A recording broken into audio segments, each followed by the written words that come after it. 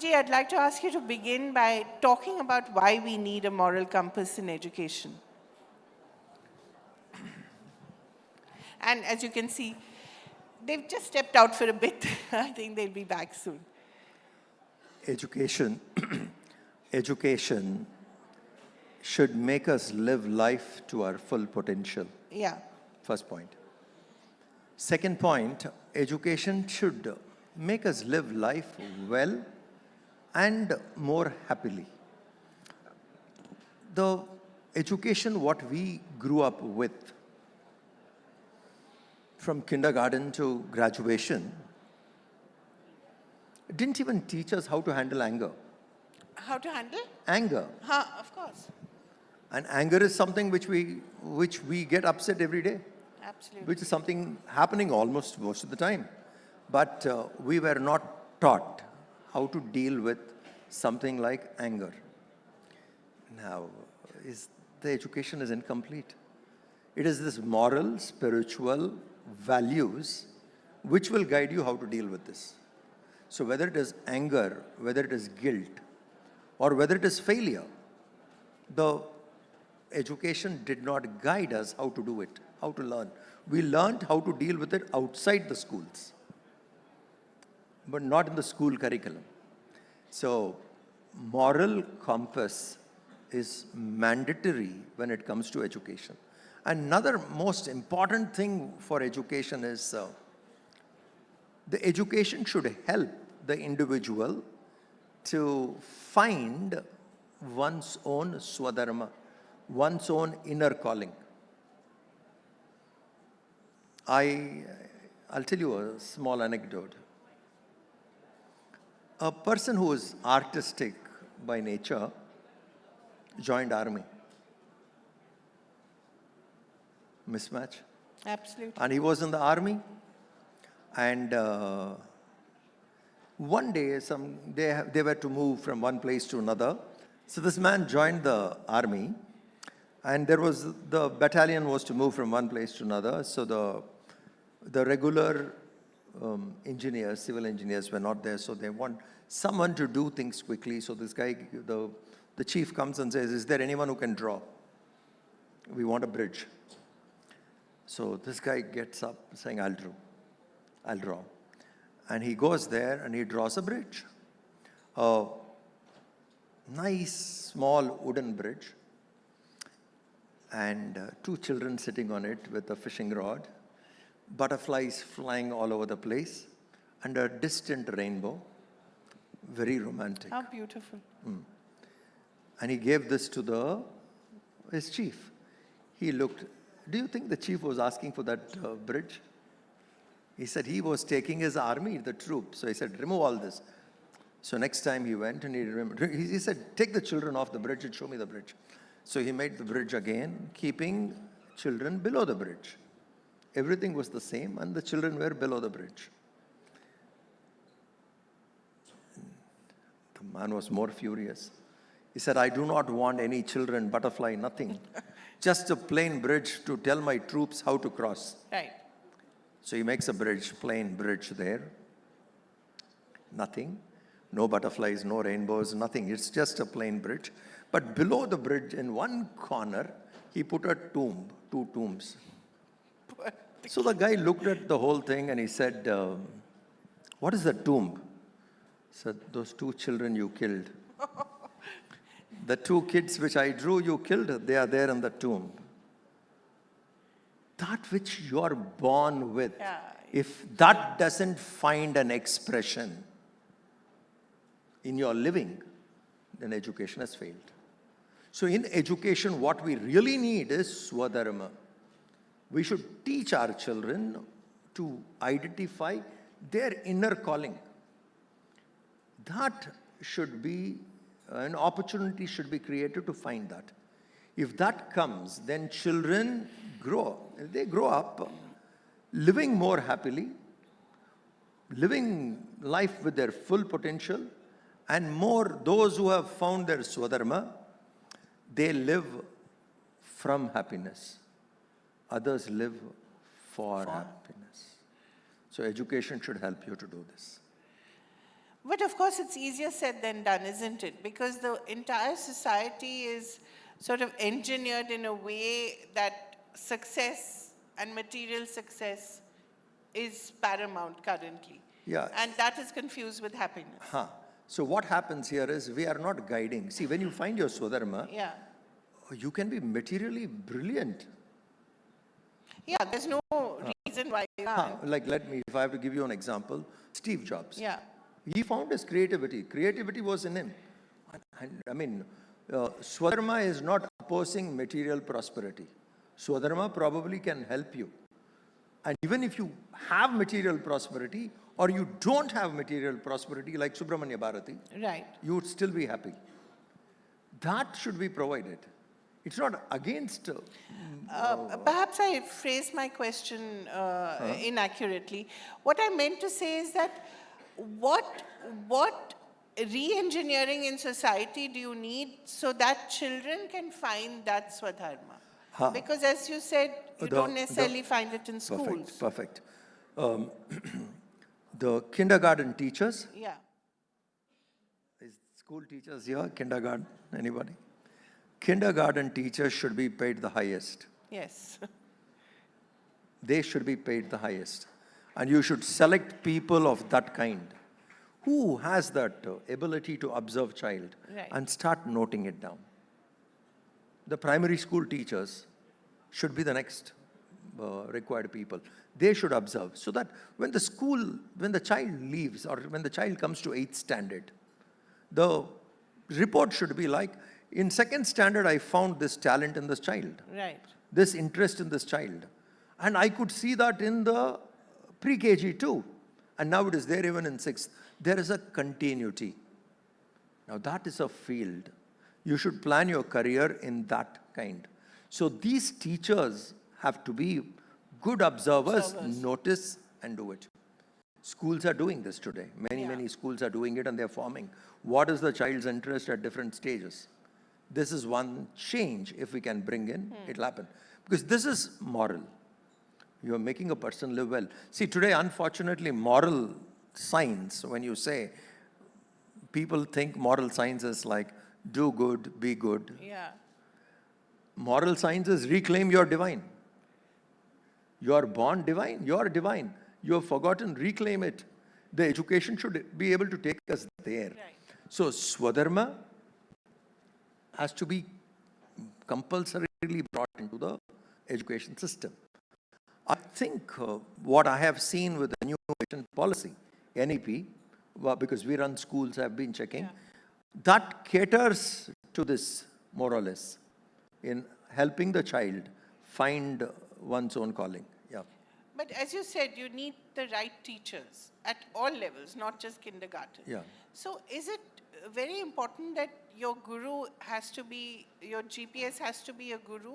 Or can your GPS be inside you and you can read enough and find your Swadharma? There are so many people who found truth on their own. Yeah. Like Ramana Maharshi of Tamil Nadu, he didn't have any guru. He found for himself. Like and there are people, my guru is Guru, Swami Chenmayananda's Guru, Tapan Maharaj, he found the truth by himself. They were not guided. So there are people who are self-taught. That is called Swabodh, self-taught.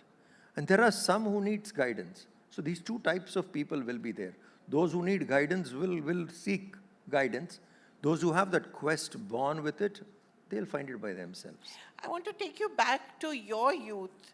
When you talked about anger, I was reading about your life, and as an 18 or 19-year-old, apparently you were full of anger and rage as well, until your sister apparently took you to your guru, and that changed your life. Is that so? No. I have not conquered anger even now fully. No? Okay, because when you have to work in the world with people, anger is a thing. Given. But the only difference is I keep the anger issue-based. Okay. I don't take it personally. Right. If it's issue-based, the next moment I meet that person, I don't carry that forward. Right. If it is personal-based, then every time you see that person, you'll get angry. Right. So anger should be handled as issue-based. And when you are transacting in the world, Not all of us in Vedant parlance, it is called gunas. Sattva guna, Rajo guna, Tamo guna. Not all of us are in the same guna. Our combinations are different. Right. Some gunas, anger is the best way to communicate. Really? Yeah. Yeah? They won't understand otherwise. So then the anger plays a role. Right. And I love what my guru taught me about this, Swami Chennai. He said, keep anger in your pocket. Okay. When you want, demonstrate and put it back. Right. You don't get angry. Right. Just use So, it. use it. Sparingly. So when it is required you're dealing with that kind of a guna. See, adult, child and parent conversations we have. When a child somebody approaches you, you take a parent stand. Yeah. Same way, if a particular kind of a guna comes and they can understand only the language of anger, then you use the tone. Right. You use the word. But actually you're not angry. You flashed it out, Right. but you're not angry.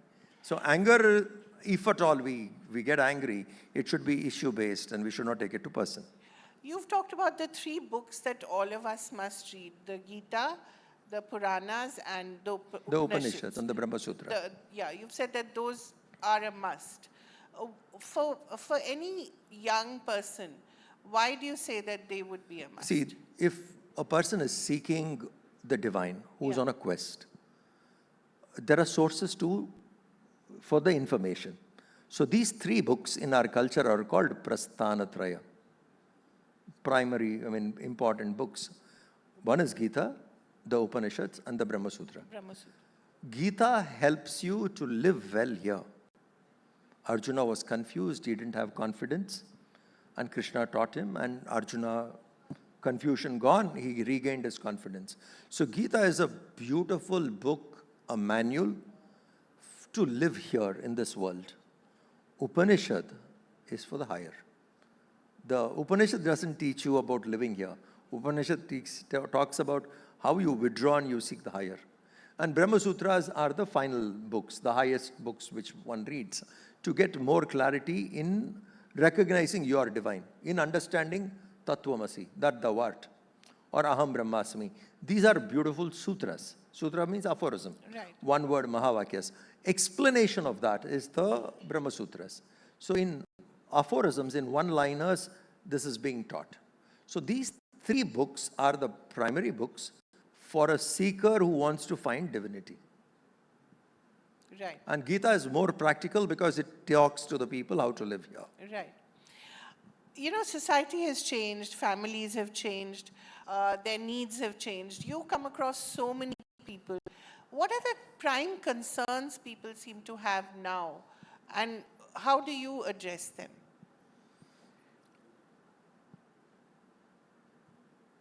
People are loaded with too much information continuously. The attention span has gone.